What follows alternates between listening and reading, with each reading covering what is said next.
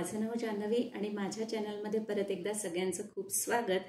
आज आपल्याला छोटीशी जी दुपारी भूक लागते ना त्याच्यासाठी मी एक रेसिपी घेऊन आली आहे आणि ती आहे पातळ पोह्यांचा चिवडा। आता पातळ पोह्यांचा चिवडा हा कमी अधिक प्रमाणामध्ये महाराष्ट्रीयन घरांमध्ये होतच असतो आणि ती रेसिपी खरंच खूप टेस्टी लागते। चहा बरोबर खाण्यासाठी तो एक उत्तम पर्याय आहे। तर त्याच्यामध्ये काय काय पदार्थ आता मी वापरणार आहे ते तुम्हाला सांगते। त्याच्यामध्ये मी पातळ पोहे घेतले आहे साधारण 1 बाउल, त्यानंतर 2 मिरच्या आणि थोड्या लसणाच्या पाकळ्या,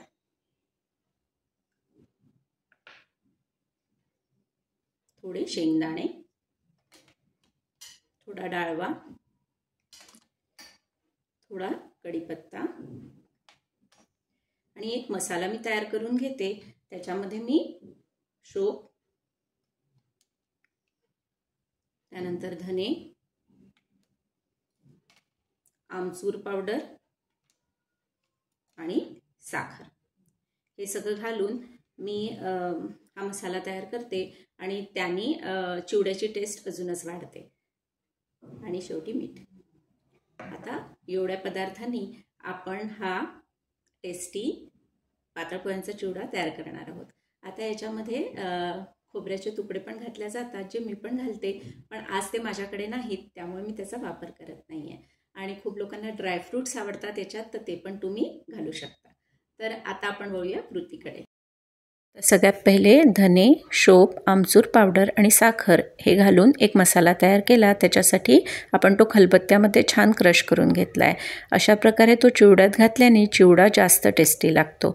त्यानंतर मिरच्या चिरून घेतल्या आणि लसणाचे पण छान छोटे तुकडे करून घेतले। आता हे असं चिवड्यात खाताना मध्ये मध्ये फार छान क्रंची लागतं। लसूण आणि मिरचीचा जो स्वाद आहे तो छान येतो चिवड्यात। त्यानंतर आता आपण पोहे छान परतून घेतले। याला 7 ते 8 मिनिटं लागतात। हे क्रिस्पी होईपर्यंत आपल्याला छानपैकी परतायचे आहेत। आता हे झाले आहेत क्रिस्पी छान।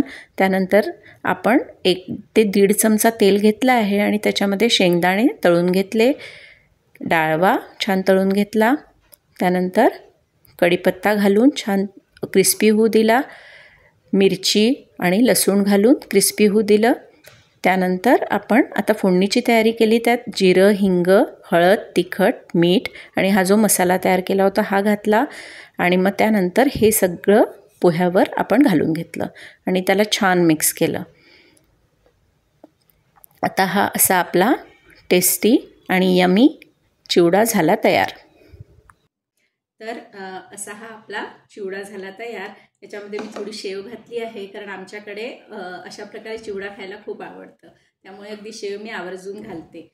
याच्यामध्ये तुम्ही अजूनही व्हेरिएशन्स करू शकता। जसं माझी मावशी जी आहे ती याच्यामध्ये जो आपला बटाट्याचा किस असतो जो आपण तळून खातो तो ती याच्यामध्ये घालते आणि ज्यांना बटाटा आवडतो त्यांना तसं खायला निश्चितच आवडेल। तर अशी ही आजची रेसिपी। नवीन व्हिडिओत लवकरच भेटूया। तोपर्यंत माझ्या चॅनलला शेअर, लाईक आणि सबस्क्राईब करायला विसरू नका।